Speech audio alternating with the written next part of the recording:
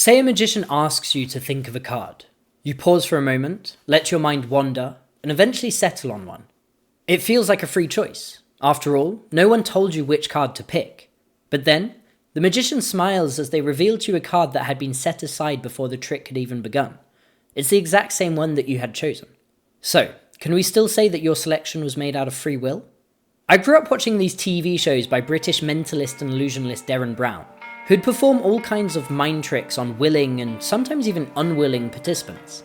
Every time, the participants seemed utterly convinced that they were in fact making the decisions out of their own free will. But as a spectator, however, it was always a little clearer to us that their choices weren't as free as they believed. For example, there is this one episode where the subject was asked to think of a popular song. Derren then gets them to start humming the tune in their head, and just as they're beginning to do so, an impromptu band appears in the background and starts playing that exact song.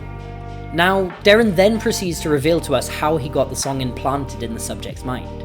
All throughout the day, Derren's team had in fact been following the target around, occasionally whistling or even playing the tune in question. So the choice was never as free as our subject might have imagined. But are any of our choices ever free? In this very specific example, I'm willing to accept that the subject's sense of free will was in fact an illusion. Illusions imply deceit, and in this case our subject was well and truly deceived into believing that the choice was theirs to make. However, in most cases I don't believe free will to be deceitful at all. To make things perhaps a little more interesting, I'll admit, I'm a determinist. In fact, I'm even a super determinist, but maybe that's neither here nor there. What I mean is that I do not believe free will to be an uncaused act of independent thought. I believe that all of our actions are in fact determined by causes that we have fundamentally no control over.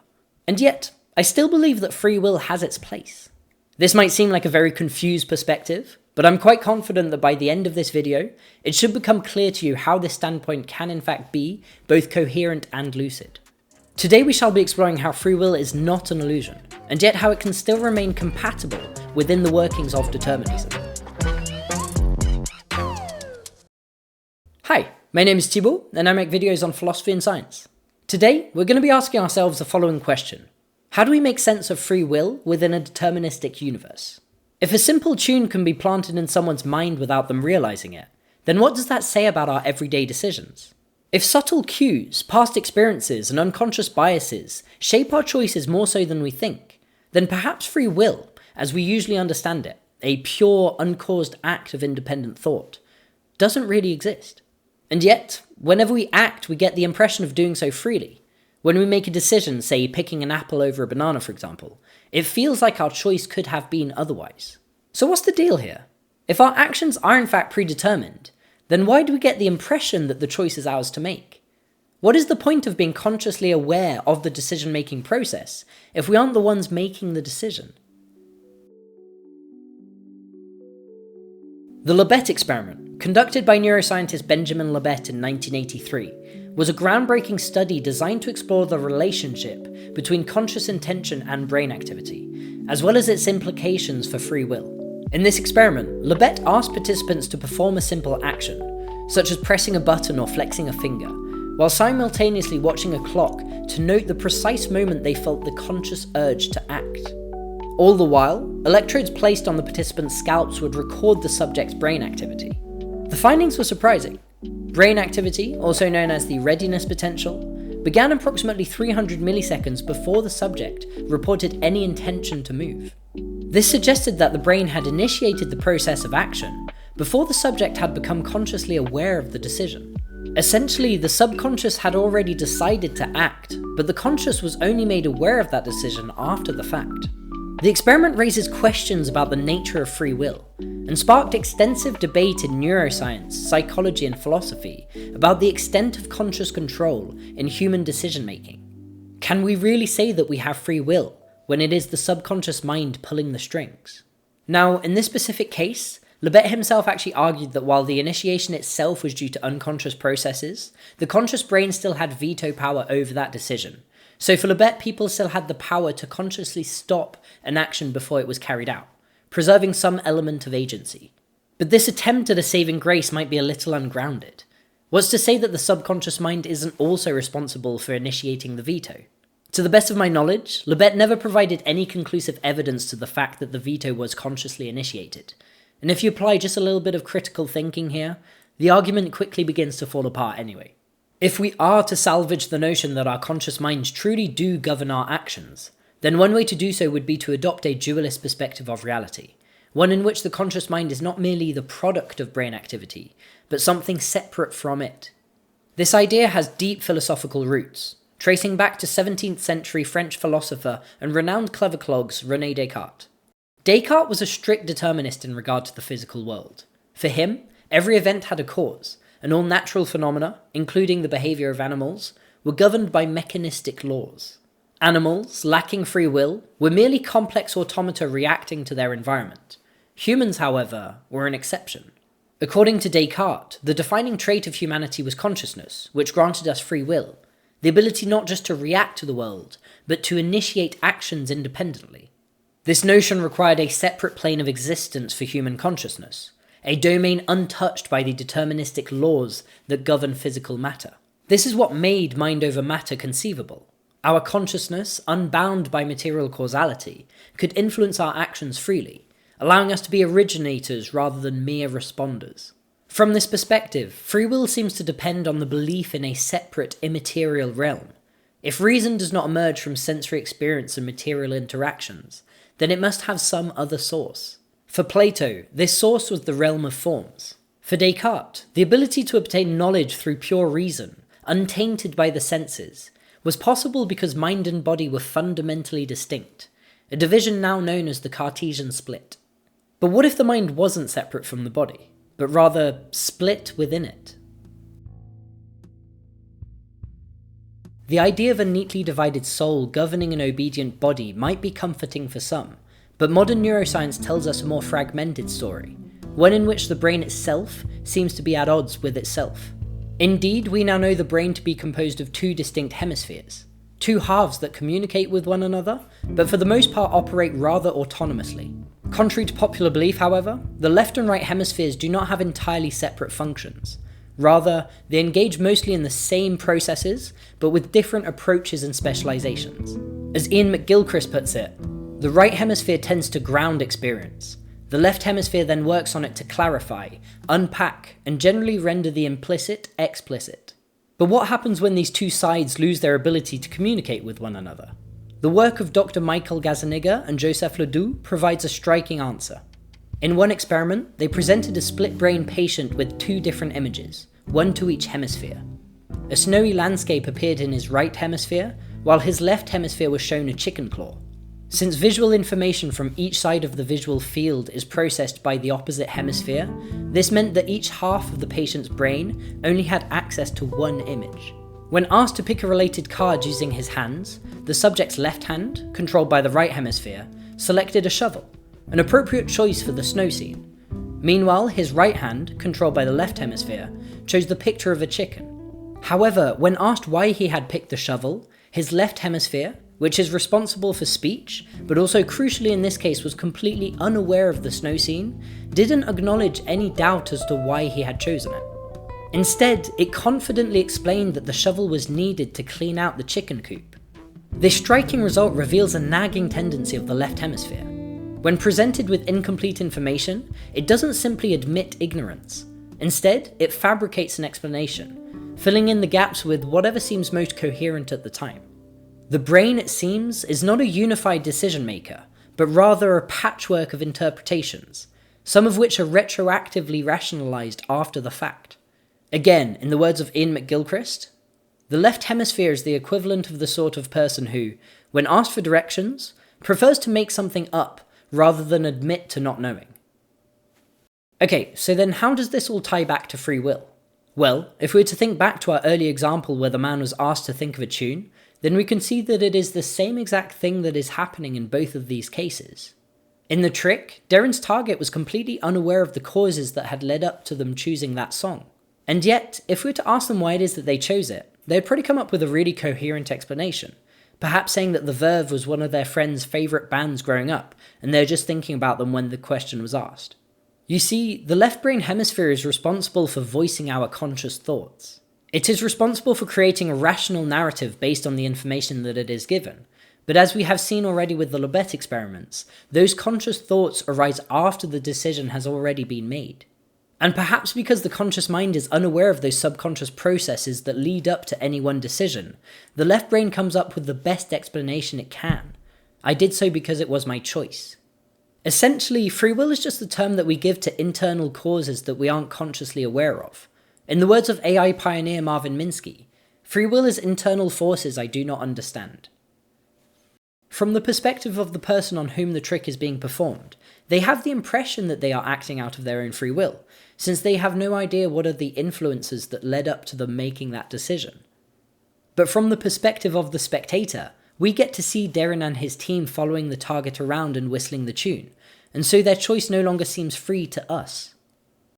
But free will is never really free in the sense of it being totally independent of prior causes. We live in a deterministic universe, and so there will always be causes to each and every one of our decisions. For this reason, it's probably best that we just drop the whole free part altogether and just call it will, or perhaps even conscious will, for now. Our conscious will is something that occurs after the subconscious mind has already made the decision to act. But this only raises questions about what is perhaps the most intriguing aspect of the free will debate. If the decision has already been made by our subconscious mind, then what is the point of us being conscious of our choices in the first place? Why make us aware of the decision-making process if we aren't the ones making the decision? Our minds are prediction machines. Whenever we are performing an action, say throwing a basketball towards a hoop for example, our brain makes a prediction of where it thinks that the ball is going to hit. All the while, our conscious awareness is taking note of some of the observed phenomena that are occurring while the action is being performed. Then, our mind takes a look at how far off our throw was from where we were expecting it to be, and so now our left brain interpreter has a narrative tying both our expectation, the end result, as well as the phenomena leading up to it, all together. If our throw was off its mark, our awareness might point us towards a particular detail in the narrative that might have seemed a little off. For example, perhaps it felt like our arm didn't quite extend as much as it should have. And so next time we decide to throw, our decision-making brain should in theory have learned from this observation and hopefully be able to make the necessary adjustment. This is what our consciousness is for. It's to allow us to get iteratively better at achieving our goals. It's about learning. The reason why we are aware of our conscious choices is simply part and parcel of this learning mechanism. For example, we might think about how we learn to play a musical instrument. Imagine someone learning to play the piano. At first, when trying to play a new piece, our fingers might fumble, pressing the wrong keys or missing the timing. However, through conscious awareness, we can recognize the subconscious mistake, and perhaps next time, the keys that we press will be more in line with our conscious will. Over time, this awareness allows us to adjust. We might reposition our hand, slow down a tricky section, or mentally focus on the movement pattern before playing again. With enough repetition, with enough attention, the corrections become ingrained, and what was once a conscious effort gradually becomes an automatic subconscious skill. This process, where conscious reflection refines subconscious action, is how we optimize our behavior over time. If we weren't aware of our choices and their outcomes, we just wouldn't be able to improve them. Consciousness then isn't just being an observer, it plays a crucial role in shaping our future decisions.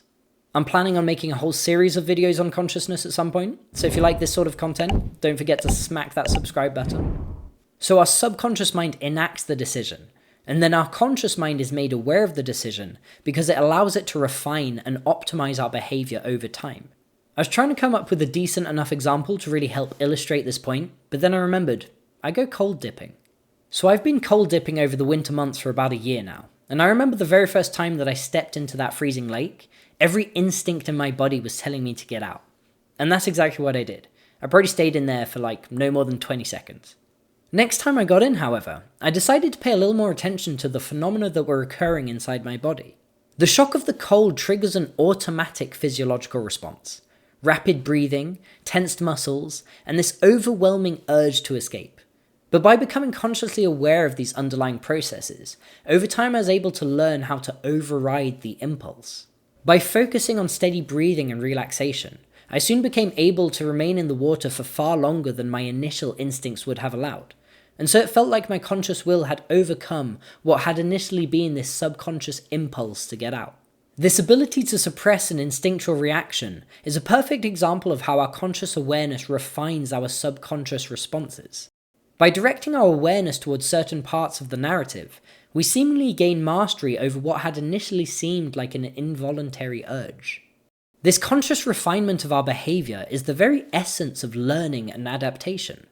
And in this sense, free will is just another model in our narrative interpretation of reality. When I'm in the water, my mind is modeling all of the phenomena around me. I feel the cold waves crashing against my skin. But there are no waves, right? Underneath this model, it is just a huge number of individual water molecules bouncing against each other. Each and every one of them is moving in its own unique way. But we don't get to see reality at that level of detail. And so the wave is just the best approximation that our brains can make, given their limited processing power. And our sense of free will is roughly the same thing. We don't get to see all of the internal causes that lead to us making any one decision. Our decision-making process is just far too complex for our limited minds to fully comprehend. And so our sense of free will is just the best approximation that our brains can make, given their limited capabilities. In this regard, free will is not an illusion, it's a model. Illusions imply deceit. But when we feel a wave crashing against our skin, the wave isn't an illusion, right? It's an abstract representation of something that is just too complex for our brains to understand. Our brain isn't deceiving us and showing us the wave. It's doing the best it can to represent reality at the highest resolution it can. When our brain tells us that we are acting out of our own free will, it is abstracting these underlying mechanisms into a much simpler model so that it can learn to use it to adapt its behavior over time. Free will in this respect isn't antithetical to determinism. It's compatible within it. Just to defend this point, I'm going to refer to AI researcher and cognitive scientist Joscha Bach. The opposite of free will isn't determinism or coercion, it's compulsion. When I'm in the water and my body compels me to get out, I'm acting out of compulsion, right? I would like to stay in the water for longer, but my natural instincts just force me to get out of there as soon as possible. However, when I learned to control my breathing, I was able to stay in there for longer, and so now my actions are more in line with my conscious will. In both of these cases, the action is occurring deterministically. Simply in one of them it is occurring according to my will, while in the other it is not. Free will doesn't exist in any fundamental sense. We can't affect mind over matter. Instead, it exists within a deterministic framework, as a model used to describe when a person's actions are in line with their conscious thoughts. And this leads us on to the next section of the video. So far we've discussed free will from the perspective of the individual, but it also plays an important social role too. Free will is a model that we use to ascribe moral responsibility. Take the case of Kenneth Parks, for example. In 1987, Kenneth Parks drove 23 kilometers to his in-law's house, broke in, killed his mother-in-law, and then severely injured his father-in-law, only to drive himself to the police and turn himself in. The most striking part? He was asleep the entire time. Medical experts confirmed that he had committed the act in a state of sleepwalking, completely unaware of what he had done. As a result, he was acquitted of murder. The case raises a fundamental question. If our actions are determined by neural processes beyond our control, then when do we say that a person is responsible for what they do? Park's defense rested on the idea that his actions weren't in line with his conscious will, and so he wasn't morally culpable. But if we extend this logic, how much of our own behavior is truly under our control? If we take the case of addiction, for example, whether we view an addict as consuming substances out of their own free will or out of compulsion will inevitably shape how we decide to deal with them. In the criminal justice system, this will have drastic consequences. A society that views drug addicts as doing so out of their own free will undoubtedly tend to view them more as criminals, whereas a society that views them as acting compulsively will probably tend to view them more as ill and in need of help. This is something that I used to think about a lot when I was a kid. If all of our actions are in fact predetermined, then is it ever fair to condemn a person for committing a crime? And while I can't vouch for whether it is fair or not, what I can say is that it is pragmatic. For example, if we suddenly allowed all crimes to go unpunished, because everything's determined, so how can we ever say that it was their fault? Then this would undoubtedly have an immediate effect on how individuals would behave. We might wind up with a sudden wave of looting and violence and vigilante communities settling long-standing disputes. The fact that we do have a criminal justice system that punishes behaviour it deems us responsible for is part of the decision-making process of individuals. Our legal system helps structure our moral behaviour. Whether that legal system is always just in how it chooses to do so is continually up for debate, but that's not really the subject of this video. Even if there is fundamentally no free will still serves as a model to ascribe moral responsibility, and it'd be silly for us to undermine that system on the basis that the world is inherently deterministic. There is no such thing as free will, at least not as it is commonly understood, but that's okay. We will never be able to determine with absolute certainty how any given individual will act. This is not Minority Report. There is simply no way for us to ever compute all of the complexity that underlies the decision-making process of any human being, and so in almost all cases, free will is as good of a model as we'll get. I do hope you enjoyed this essay. There are plenty more of these to come, and I will aim to release a new video on this channel at least once a month. Possibly once every 2 weeks if I can set my conscious will to the task. As always, if you want to see more content like this, don't forget to like, share and subscribe. It really does help with the decision-making process. And until next time, all I ask of you is that you remain curious. I've been your host Thibaut, and it has been a pleasure. Peace!